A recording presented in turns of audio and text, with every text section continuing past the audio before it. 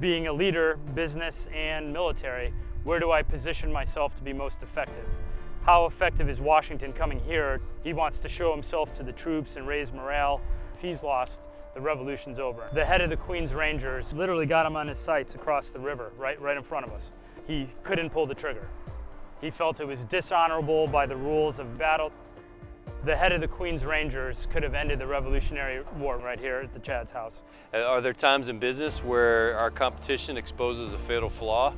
Maybe it's some information we came upon, maybe they had an ethics breach. So what do you do? We're walking a battlefield and hearing about an experience during the Revolutionary War and then how it ties into business and also to life. We were actually interacting and bringing our thoughts and experiences to the fore.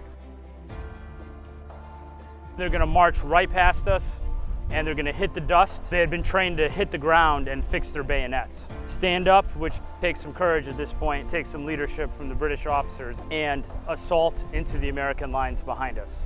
And speaking of having each other's back, so in a situation like this, that's an enforcement of a value and a standard. Well, if you don't have people down there checking operations and giving you intelligence about how things are operating at the tactical level, then how do you know? It's not looking good for the Americans at this point. This was a really good advanced position. They have to fall back. Not only should we seek out and gather intel, right, as leaders, but we should also destroy or dispel any type of obstacles that get in the way of good intel. Howe has the trained topographical engineers and the Americans don't. And he has the help of local guides and the Americans don't. Just because you're good at using what you have doesn't mean you're optimized. And as leaders in the business world, you should always have that mentality. Hey, we're doing great, but are we doing optimal?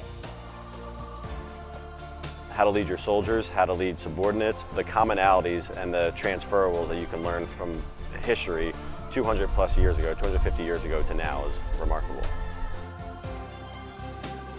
When you're in a dark room, all you need is a little bit of light to orient yourself and move towards, and that's really what they created here. They created a flicker of light in the darkness, so it became the deciding point of our nation.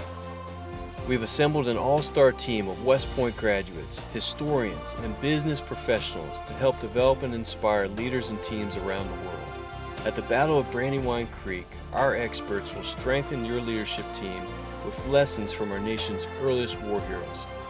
Success begins with diligent plans.